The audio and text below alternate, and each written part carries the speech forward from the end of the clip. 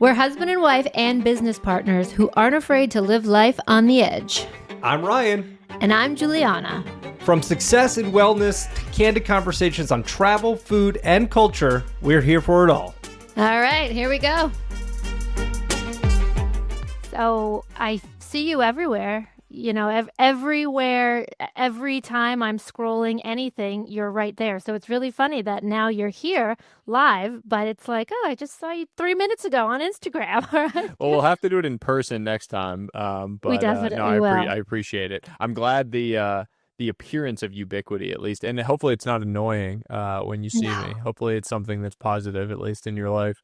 It's always positive when you have the good things you want in your algorithm. Yes. Bludgeon. Yeah, I do think this is a tangent, obviously, but the idea of shaping your own algorithm is something that I've been sort of obsessed with recently, and my wife as well. That they're actually pretty good if you are deliberate about changing your algorithm. Like if you are not happy, if social media is making you unhappy, you can actually spend a week and be very deliberate about changing that to make the feed be much more positive and sort of lean into the things that are going to actually create joy in your life. And so my social media feed now is very positive and all oriented around things that just kind of make me happy as a result. Yeah, I think that's definitely something important. I have to do that on Twitter. I made a point to do that a while ago because when I started using Twitter more and more, Twitter is a little bit more of the Wild West because of the lack of control that they deliberately put on it. But so many times I can just be in a great mood, and then out of nowhere this terrible thing comes across. It just ruins my day. Yeah, Twitter has unfortunately devolved into a lot of that. And I find myself using it less and less as a result because I do generally try to avoid things that just derail my happiness. And I find that there's a lot of that on Twitter at the moment. Yeah, well, that's fine. So today, thank you, Sahil, for joining us. Sahil's an entrepreneur, investor, and writer who has helped millions rethink the way they approach success, time, and legacy.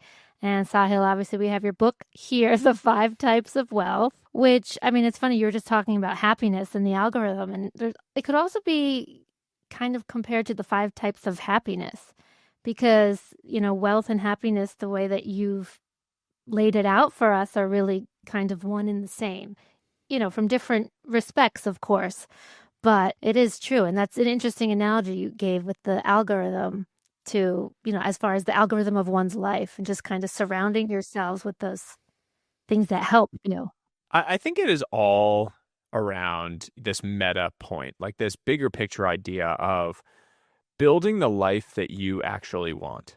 And the first step in doing that is actually clarifying what it is that you want. Actually having a clear picture in your mind of what is the future, what is the vision that you're actually trying to build towards. Most people don't do that. What you do is you say a number, right? The thing that you say is the life that I want is $10 million or $5 million or $1 million or whatever the number is.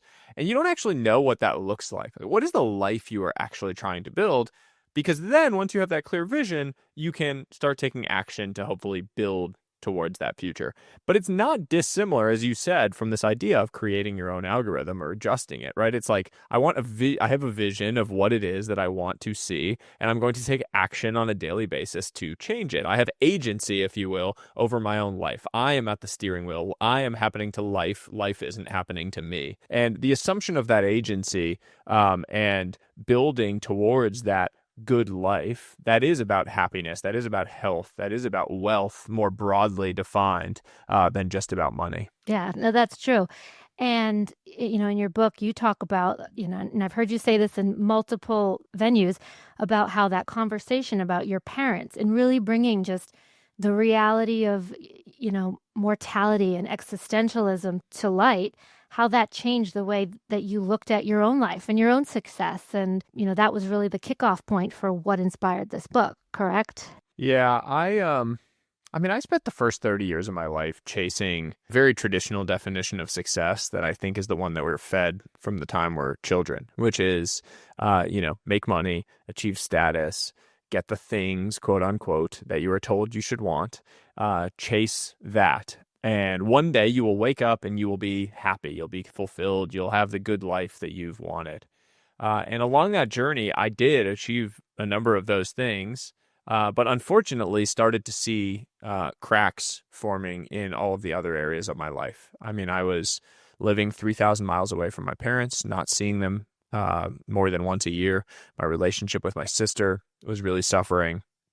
My wife and I were struggling to conceive at the time. That was creating a real strain in our life. I was drinking 6-7 nights a week. My mental and physical health were in disarray. All of these other... You were in finance, right? I was working in finance. Yeah. That's right. That'll Yeah. do it. Yeah. And look, I actually, I don't think it was so much about the job or the people. I mean, I worked with great people. Like I loved my colleagues. I thought they were great. It was challenging, intellectually stimulating work. It was really about the fact that my priorities had gotten so narrowly focused on money being the path to me feeling good about myself, right? Like I had this insecurity, this void internally, and I was searching for external solutions to that internal problem. And the external solution that we're all told works is money. You're literally convinced by the time you're a certain age that if you make X dollars, I will feel Y. And that Y is like happy, fulfilled, good life, all of these things. And you don't actually have to look far to disprove that idea. How many people do you know that are really rich but super miserable? Right? Like it's the person that, has made $1 billion and we pat them on the back and we're like, oh, that person made it. They won the game. And we ignore the fact that they have 3 ex-wives and 5 kids that don't talk to them. Yeah. And we celebrate that person and say that they won. And you have to ask yourself at some point, is that actually a game that I care to win? Yes. And I did not ask that question ever. I never zoomed out to ask it until this conversation with this old friend who asked me how I was doing. I said, it had started to get tough living so far away from my parents. They're getting older. I had noticed for the first time in my life that they were slowing down. And he asked how old they were. I said mid-60s. He asked how often I saw them. I said about once a year at this point. And he just looked at me and said, okay, so you're going to see your parents 15 more times before they die. Ugh. And Ugh. I mean, you hear that, you're like, what a gut punch, right? I mean, Yeah. it sounds insensitive, but it wasn't rude. It was just math. He was just pointing out that the math, if life expectancy is about 80, my parents are mid-60s, I see them once a year. The math says that I'm going to see them 15 more times before they're gone. And that was the math that changed the course of my life, because it was a reminder that my entire definition of success, of what it meant to build a wealthy life, had been incomplete. I'd been focusing on the one thing of making money at the expense of everything else, rather than building all of it together. Yeah. And that is certainly when you put things into perspective, especially for time frames, it makes things all too real, like way too real. And I know for me, I know you have a 2-year-old? Yeah, almost 3 now. Yeah, our kids are 12 and 10. And when you put things into time perspective, it actually changes the entire way you look at it. Like our daughter's 12 and she's taller than Juliana. And it's like, well, we're only 6 years away from you being 18. And then like, what happens there? And God, like, we're not ready for that. That's crazy how fast that time can go. It's wild. Yeah, I mean, the math on these things is striking. I mean, 95% of the time you have with your kids is gone by the time they turn 18. 75% is gone by the time they turn 12. Well, I was going to say, unless you're Italian, I'm going to keep my kids in the house as long as possible. Well, you make a very important point, which is, broadly speaking, not just the Italian one, broadly speaking, we have the ability to bend those curves, right? Yeah. Like those are averages, but Yes. we can actually take action to change that the same way I did, right? Like the next day after that conversation, my wife and I sat down and talked about what we wanted our center to be in life, what we wanted to build our life around. And we took an action. We moved 3,000 miles. I left my job. We moved 3,000 miles to live closer to both of our sets of parents. And that number now, 15, is in the hundreds. I see my parents multiple times a month. They're a huge part of my son, their grandson's life. We took an action and created time. So like when you sort of make the joke of like Italian, I'm going to keep them around. That is you taking an action to change those numbers, change the narrative in your own life. Well, we've bent that curve into a pretzel over here. So Juliana and I, we work directly together in multiple businesses. And we own a real estate company with Juliana's brother and father, and Our kids are homeschooled. So our time, we're extremely fortunate as far as that form of wealth. We're billionaires when it comes to that, which is extremely lucky for us. We recognize how lucky we are to have that. Well, you say lucky. It sounds like deliberate design to me. Yeah. Certainly. I think it's very Yeah. easy to look at things and say luck. Just in general, luck tends to be one of those things where it's an outside looking in perspective when someone achieves success that we cannot understand. We say like, oh, Ryan and Juliana are really lucky to have done that. But you were proactively designing the life that you wanted to build around this thing that really mattered to you. So kudos to you for doing that. Yeah, thanks. Thank I you. can't say it was totally my willingness because I was clear. I married into this Italian family that just obsessed with being around each other all the time. But I quickly grew to love it. Yeah, and it's great because I think that you, Sahil, bring that to light for so many people in this book, and just you going around and talking to everyone about the value of time and really how important that is. But it is something that I've always kind of looked at since I was maybe 20 years old. I swear I joke around and say I had like my first what is it? What if people have like a midlife crisis but not? Yeah, like a quarter life crisis. Quarter life crisis, an existential crisis at 20 years old when I'm like, okay, I'm not in my teens anymore. I'm an adult. We're all getting older. We're all going to die.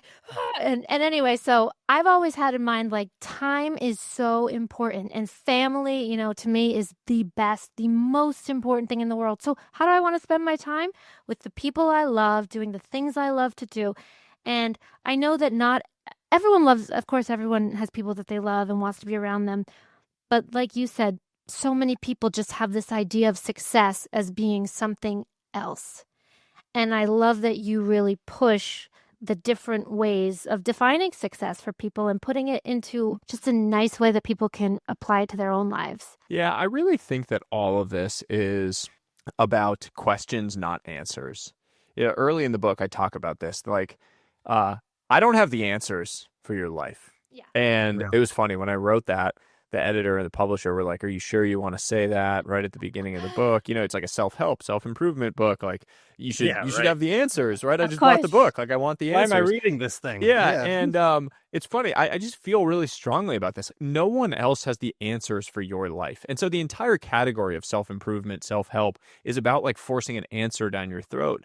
The reality is that you already have the answers within you. You just haven't asked the right questions yet to uncover and then act upon them. And so what I wanted to do in laying this framework out and presenting the ideas is really help people sit with the questions. Because when you sit with the questions long enough, you're able to come to the answers that actually make sense to you. Mm-hmm. Oh, go ahead. No. You go ahead. I was just going to ask, so obviously we work together, husband and wife, and do you and your wife share the same, or have you always kind of been on the same wavelength as far as the way that you wanted to do things? I know you said you sat down and you guys discussed moving cross country, so obviously you're on the same page. But it's a journey. It's a journey, right? Yes, that is well, the journey. But so do you guys, first of all, do you work together in any capacity? And are you on the same page typically when it comes to all these different ideas of success and these 5 types of wealth? Yeah. I mean, the most important thing to understand with my wife and my relationship is that we've known each other since we were kids. So we started dating when she was 14, I was 15. And we've been together that entire time. We've grown up together. We've navigated different seasons of life together. We've changed. We've gone through so many different things and phases and ups and downs and just incredible journey. And, that creates, I think, a level of alignment and a level of strength and a bond that is very tough to define. It's very rare these days. It's kind of like old school, high school sweethearts thing. Like, I mean, we were almost middle school sweethearts. It was her freshman year of high school. And that has been really important because I think what it instilled was like this idea that we have had a core set of big picture values that have always been in alignment. And my fundamental belief in relationships is that if the big picture things are aligned, the little things fall into place. You might have little conflicts and arguments and fights or whatever. That happens in relationships, two different people. Mm-hmm. But if the big picture is aligned, the little things fall into place. Normally, debates, arguments, issues are fundamentally about some big picture thing that is actually misaligned, and it's manifesting as some, whatever the specific issue is. If you're aligned on the big picture, things tend to work out over the long term. And so I'm very grateful for the fact that we've always felt a lot of alignment on those bigger picture core values about, who we are, how we want to raise our children is a big one now, obviously. The life that we're actually trying to build, what we value in our families and in our world, in our communities. And I think if not for that, it would be very challenging. That's so nice. And, just by being together for so long, I think that helps you guys. You missed a whole chapter of, like in our lives, there's years of things that I'm like, I could have gone without that happening. So it's nice that you've been able to stay the whole time. A very rare and I would give her all the credit. Look, like I think she has been a remarkably consistent person over this entire journey that we've been on. I think I have had a variety of changes and trying to find myself and uncover what really matters and the pursuit in these changes. And she has been really like a centering and anchoring force throughout all of that. That's so nice. Well, I'd love the four of us to get dinner one of these days. We'll I would meet you love in that. Westchester. We'll have to do and that. we'll have to pick your brain on schooling now because my wife and I are going deep down that rabbit hole. Are And, you? Yeah, Oh. yeah, it's very interesting, but it's also it's not what you think. When we tell people we homeschool our kids, I always have to clarify that, Juliana and I aren't standing there with the blackboard and, with our kids sitting in desks in front of us. Like they have a teacher, they have multiple teachers that they Zoom with and, they do multiple activities like after school is cool. We can dive into that another time. I would love to. Yes. One of the things, so just to kind of shift gears a little bit, something I wanted to talk to you about is, you talk a lot about with the 5 different types of wealth and not having this immense pressure of always having to do busy work. And we know a lot of people in our lives that fall into that. And certainly I've done that a lot in the past of just feeling like if I'm not super, super busy, then I'm not being successful. I'm not being productive and everything. But one of the things I wanted to ask you about is sort of the effect that social media and like scrolling and just constantly seeing people, and people in your life or colleagues or whoever that, you're constantly being inundated with these photos and videos of people just doing such glamorous things or huge wins. And especially for ambitious people, it's just that pressure that builds and, well, crap, like how did they get that? Or, I wish I had that, or people posting like a car or like a new watch. And like, then that immense pressure that builds that then leads you to have to go out and busy work to compete with that versus 30 years ago, maybe you go to a high school reunion and wow, look at the Beamer Jim just pulled up with, he must be doing really well. And then, you'd go back to your life and probably forget about that a couple days later. But now it's just every single day, if you're just constantly seeing all these things and just the pressure that puts on you to have to go out and feel like you need to work harder to achieve those things, if that is one of your forms of wealth, but the interference that has with being able to enjoy those other 4 forms that might be out there, right? Yeah, I think that social media is probably a net negative for the vast majority of people today. I 100% agree with that. I 100%.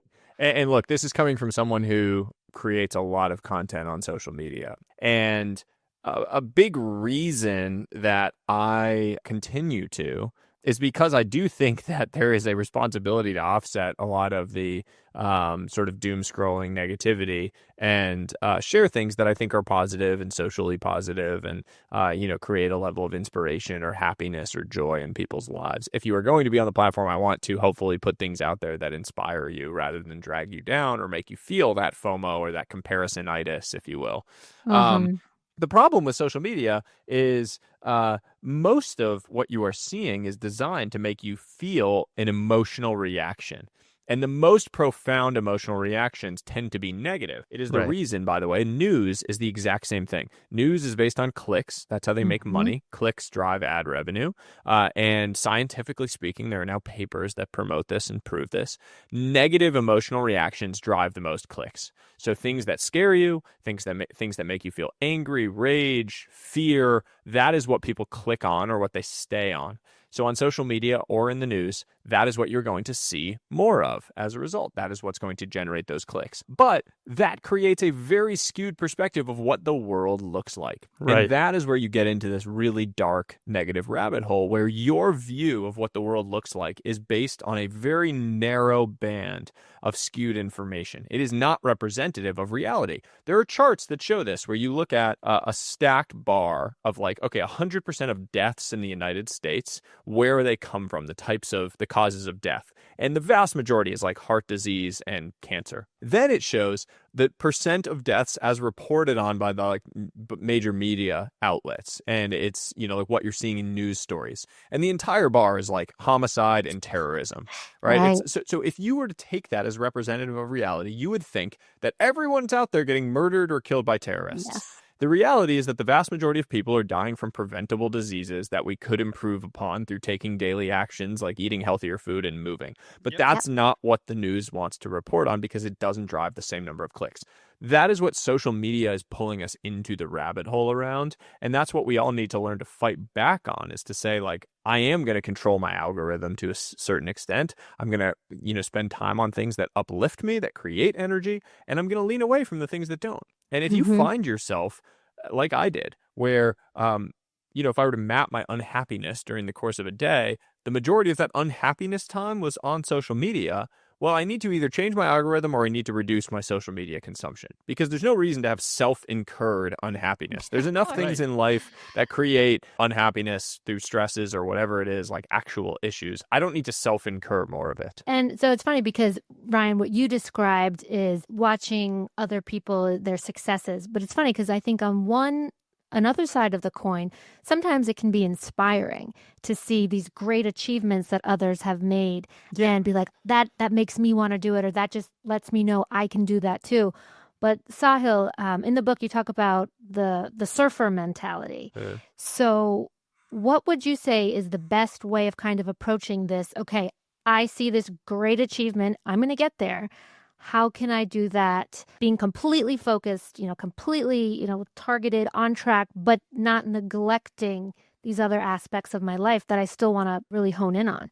Yeah. And I think that what you said is very real. Like people experience that feeling of, oh, like I'm missing out. So-and-so's doing this, they're doing that. It's like the LinkedIn trap, like Forbes 30. Oh, I see so-and-so's doing this. They're raising this money. They sold their company for this. Why am I not doing that? Right. And there's sort of two ways to look at that. You can see those things and feel the pang of envy or jealousy, or you can default to what you said, which is sort of inspiration. Like if they did that, then that means that's possible. And that means that I can do that. You can default to that, the inspiration, default to curiosity of like, what can I learn from this person? When it comes to the surfer mentality is this idea that when a surfer gets up on a wave, they are able to just appreciate the moment and enjoy this wave for what it brings, with the knowledge that the wave is eventually going to come to an end and potentially crash down on top of them. And the idea is that there are always more waves coming. So you should appreciate and enjoy the wave that you are currently on. Recognize that it will come to an end, and that's okay. And I think that really applies to just navigating these different waves or seasons of your own life. It's like, appreciate the moment, the wave that you are currently on, because eventually it is going to end, good or bad, and you're going to either wish it was back or you're going to be waiting for another wave to come. So when you are in whatever the wave is in the moment, just learn to appreciate it for what it brings. That's great. And I love the analogy with the surfer. I've never surfed. You will not. No, I don't surf either, actually. I'm afraid of sharks. I am terrified of sharks. Even here in New England, whether it's here, the Amalfi Coast, even though there's like a very small amount of sharks there, I'm always Juliana very conscious that there could be one underneath me. And her brother are always terrified of sharks and everything. And I'm always the one that's always like, don't be ridiculous. But then I just really quick, I have this funny little story. So you're familiar with Rhode Island and, the Narragansett Bay Yes. kind of opens up and Newport and everything. Just a quick little side story. Speaking of sharks, I'm always like, don't worry about it. Like it's the bay, it's shallow, don't worry about it. I was in a shark fishing tournament once, and the winner shark was caught at the mouth of the bay during the Newport Triathlon, where there were like thousands of people swimming from one side of the bay to the other. Oh, God. I didn't want to hear that. Yeah. Mm. So Pools all day long. No, it is very interesting. And I had heard you say online somewhere how right now obviously you're doing publicity everywhere. Like I said, I cannot open my phone pretty much without seeing your face at one point or another. I mean, this book was plastered in Times Square, right? well, you can control your algorithm and you can Yeah. just make it so you don't see him at all. No. That's true. You could just mute me on there. Yeah, it was quite a launch. I mean, we did a lot, obviously, leading into the launch, and really put a lot of effort towards it. I spent the last 3 years working on the book, and at some point along the way, as I was sort of starting the book launch process in the 6 months leading up to the launch, Mhm. I sort of had to hold myself to the fire a little bit because I realized that I really wasn't going all in on it. I was kind of holding myself back, and my self-awareness around that was that I recognize that sometimes I don't give 100% on something because I'm afraid of what happens if I do give 100% and still fail. Mm. It's like a self-protection mechanism. Yeah. And I flipped a switch once I recognized it and just decided I was going to go all in on this thing. I wasn't going to allow, this fear of it not working out to hold me back from giving everything that I had. And so I really went all in on it. And it was a very successful launch, which was great and amazing to see. And now, continuing to spread the message and hopefully go deeper on it with people and see it kind of take roots as a movement out in the world. It already is. I mean, so for you, that's interesting that you said that. For you, what did not going all in on the book look like versus going all in? And really, what did you say to yourself to get over that, well, what if I fail? And was it more, were you afraid of how you'd feel or what other people would say? Judgment. Yeah. Yeah, what did it look like? Not sending the tweet talking about the book, saying like, oh, I'll wait until closer to launch, or not sending the email when I talk about the book or promote it, or not being self-promotional about it, or only share it on one platform, not all of them. You just like hold yourself back Yes. in little ways. And what we do it because then when it doesn't work out, we have a protection where we can say like, well, I didn't really give it my all. So yeah, like it didn't work out, but I didn't promote it that much. And I kind of just said to hell with that. And, like as I said, I mean, I think that I had a mentor who gave me a really good piece of advice at one point in my life. 2 words: nobody cares. And what that means is that nobody is really watching you. Nobody Yeah. really cares how Yeah. these things go. Nobody's judging you. If you hit send, if you don't hit send, if you start the business, if you don't, if you, win, lose, draw, whatever, nobody cares. Everyone is just focused on themselves. So those things that you want to do, those things that you have dreamed of, that thing that you want to create in the world, just go do it. Because at the end of the day, whether you win or you lose, nobody cares. And so as a result, you should just go do the things that you want and write your own story. That is very good. And even if they did care, they probably forget in a couple of days. True. That's true. And then, of course, there's a whole psychological aspect. Well, it's more about them than it's about you if they're going to talk shit or whatever the case is. But Yeah. Well, I also think, I mean, you guys can correct me if you disagree with this, but I do feel like, we're talking about doom scrolling and people feeling intense jealousy or fear that they're not doing what they can do. I think I get the sense there's been a shift in the landscape that people are really looking for something like your book to kind of turn towards to just have a higher quality of life. Because I think there's so much negativity. It's so easy to fall into these negative rabbit holes with your life, and then you're not enjoying anything. And I really do think that people in general, like the mass population, is just like in desire of a different perspective and a different way to shift your focus to actually enjoy life a little bit more instead of always being in these competitive traps.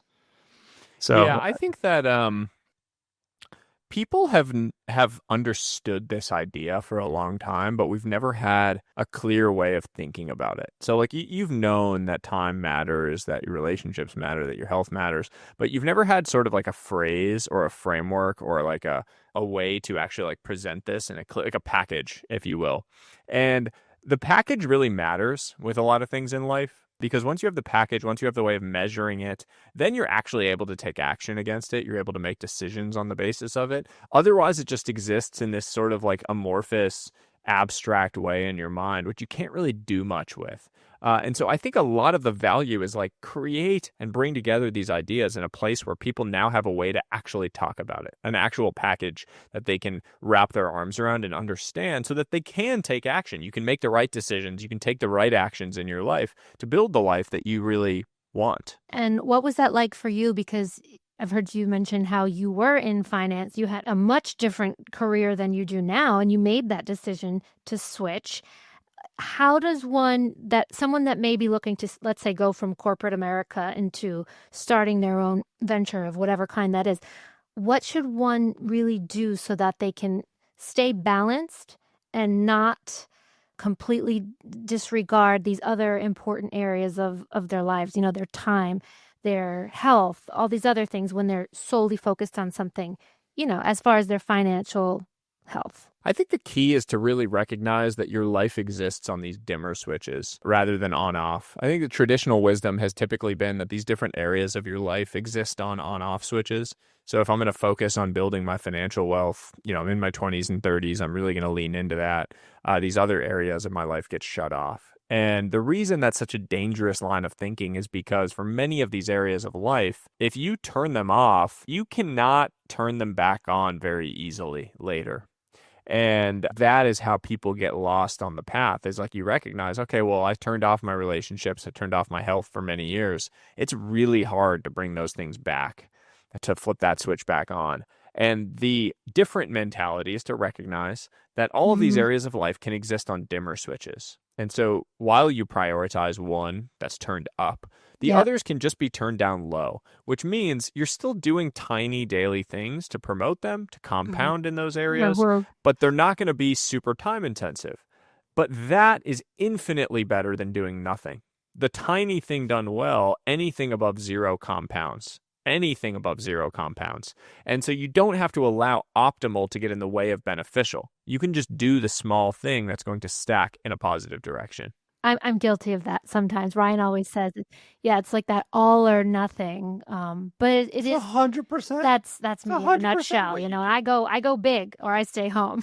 And I think we all do that. Like ambitious people, by the way, are the worst at this. Like ambitious people constantly say, I don't have an hour to work out, so I'm just not going to work out. I don't have 2 hours for deep work, so I'm just going to send emails instead. I don't have an hour to call my friend, so I'm just not going to text them. Like over and over and over again. And the flip mentality that we need to get to is to recognize that anything above zero compounds. And so you can do the tiny thing, and it's better than doing nothing. It's going to stack in a positive direction. That's great. I love the dimmer switch analogy.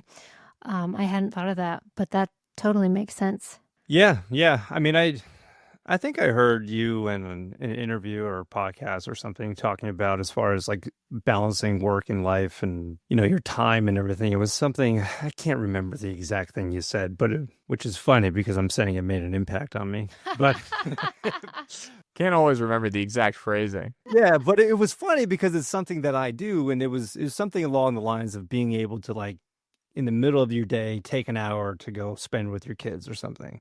Oh, yeah. And that's something that like, I think we've actually done really well in our lives. I mean, there's certainly places that I can, hindsight's 2020. Like I could always look back and say, I could have spent more time doing this. I could have done that. But I mean, where we are now with our kids at 12 and 10, like, I think one of the things we're pretty rich in is the ability for me to just say, okay, like for the next hour, I'm going to go outside and play catch with my son, or I'm going to take you guys down to the beach for an hour and then I can come back and work. Like I can make these phone calls in an hour. It's fine.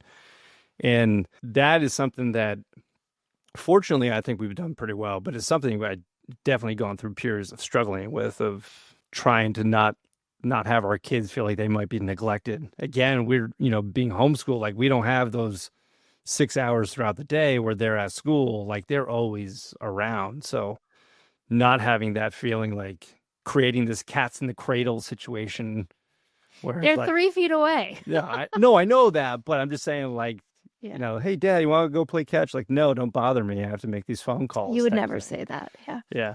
Yeah, I do think it's just that simple mindset shift of like grabbing yourself in those moments. And there's always a balance, right? Like sometimes there is like work that actually just has to get done right then. And I think the important point in those moments is for your kids to understand why. Like, why does this thing matter? Why is this important? And recognize that they are a part of the mission too. Like, work-life balance is a terrible term because it fundamentally places work and life in tension, that they are like opposite ends of this spectrum. It can be in harmony, right? Work-life harmony is what we're really working towards. Work is a big part of your life. And so having the two actually be all one and the same is really how I have wrestled with it, to recognize that like my wife and son are a big part of the mission that we are all on as a family to go and build this life together. The work I do is a huge part of that. The life that we are living, the work that my wife does as a mom is a huge part of that. All of these things come together. And so for my son to understand why I'm working on the things I'm working on, when I travel, I want him to know what it is that I'm going and doing, the things that I'm excited about, what I'm spending time on. And that matters. Mm-hmm. Especially considering the world is progressing in one direction, right? So it's not like it's good that they learn what's happening and, you know, like how we're evolving as adults now into the new world, and working in a different mentality or working in different manners and everything, because that's only going to help them as far as their perspective of life and how they might interpret things that happen to them or their experiences when they get older. Exactly. I always kept that in mind when I remember listening to, I think it was Gary Vaynerchuk in an interview, somebody was asking him like, oh, how do I control my kids' time on iPad? And it wasn't like just shifting the focus. Well, you don't really need to control it because you don't want them not to use it. It's not like technology is going to be going away. Like they need to evolve with it. They need to understand how it works and also why it's important not to be glued to it all the time. Yeah. So I think like approaching things with that mentality is very good with kids. One of the things I was thinking about is for you, like obviously you're going around, you're on a lot of podcasts, you're doing a lot of interviews and everything. And obviously you wrote a book about the 5 forms of wealth. And presumably like you got it all figured out, right? You're the expert. You wrote a book about it. But I was just curious for you, like what is one of the things you think in your life? You don't have to go into too many details to get too personal, but like what do you think is one of the things you struggle with as far as like that don't fit into one of your forms of wealth? Like what's one of the things you struggle with now? By the way, I do not feel like I have it all figured out. I think I have a great awareness of these things. Well, I wasn't saying that you think you have it all figured out. I think I'm just That's saying true. Like, the perspective other people might see, how they see you. Okay, Yeah. here's a guy that's got it figured out. Yeah. Right. Yeah, I would say time is probably the one that I wrestle with the most, because there's a fundamental tension there that exists between presence and ambition. Like what we were talking about with kids, that desire to be present in all of these moments and balance that against the ambition that you have to go and create things and to go and deliver against what you feel like is professional purpose in the world, and a sense of like natural urgency to doing that. You know, you never know how long things last, how long, you're going to be sort of thought of in the way that you're currently thought of, how long you're going to be able to create the impact that you can currently create. And so going out and actually taking advantage of that, balancing that against the presence and desire to be there in these moments, that's been the tension that I feel like I've fundamentally been wrestling with of late, at least. Yeah, well, you're in a whole new chapter of your life now. So naturally, I'm sure there's a lot of trying to figure that out. So what I was going to ask you before is, what are some ways that you are really able to compartmentalize, or if there's any like tricks that you use that help you to kind of stay, as best you can on track with obviously your work and that financial type of success, but your health and your relationships and all of the above? I am big on structure. I think I make progress on the things that I structure into my daily life. I don't make progress on things that I don't structure. And so I really try to make sure that if I'm trying to make progress on something, it is structured into how I live my life on a daily basis, which means that, I have it literally on my calendar for Okay. different areas of my life. And that generally applies more to my professional life than to personal. Open blocks on my calendar typically are the time when I'm going to be just with my family. And I don't schedule that out and plan it out accordingly. But I need like professional or things that I'm trying to make real progress in to be structured into my life, at least until they become much more of a sort of a daily habit. Well, you kind of need to do that because otherwise things will inadvertently get neglected. Even the I think time with so. your family. I think that the counterpoint to it is like, oh, you get too structured, it becomes too rigid. I have generally found with most people that more structure is better than less structure for the vast majority of people out there. Oh, yeah, 100%. Especially just in a world where different things are getting thrown at you from every angle all the time.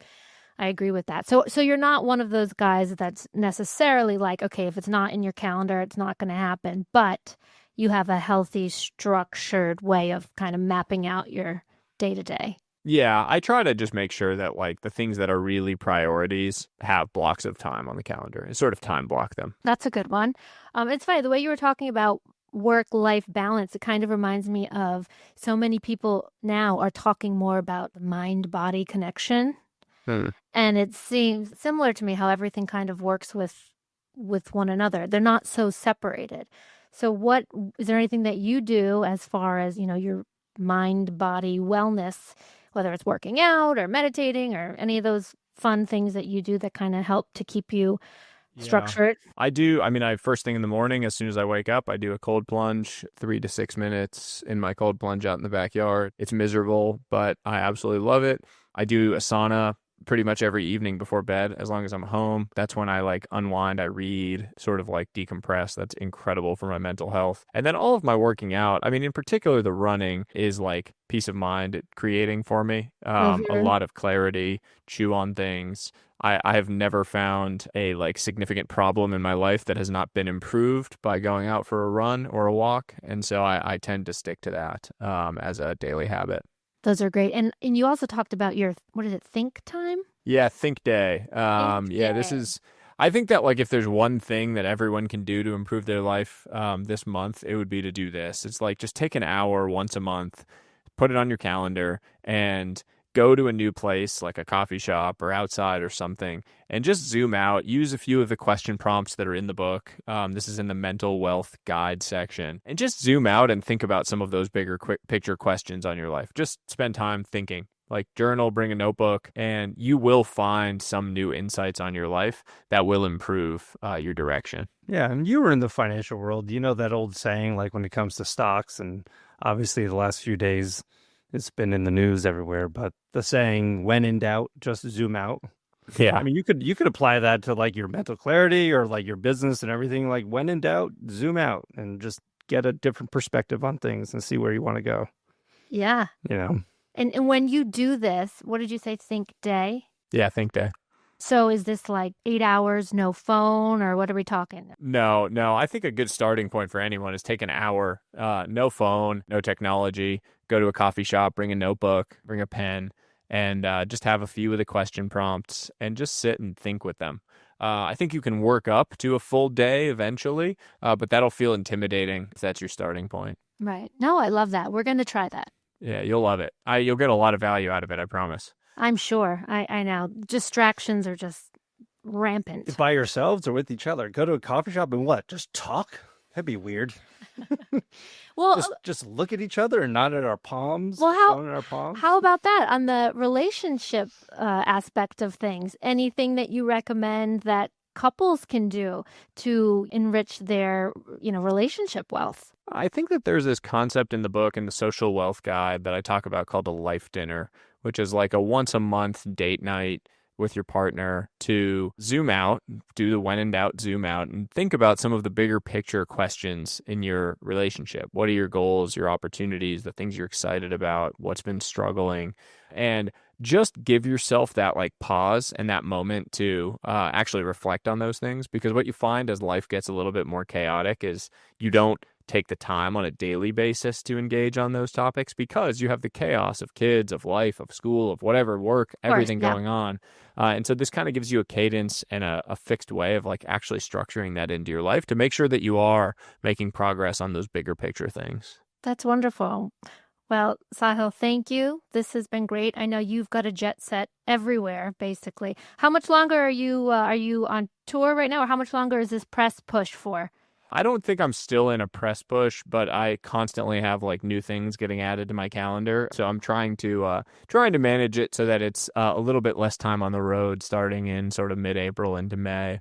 So it's slowly slowing down. Okay, well, we'll have to, like I said, plan dinner and be great. Well, yeah, We'd love that. Congratulations on everything so far. And I think, again, it's going to be extremely successful because I think the world is really hungry for this type of advice and this type of book and everything right now. And I think it's great. And I think what you've come up with is great.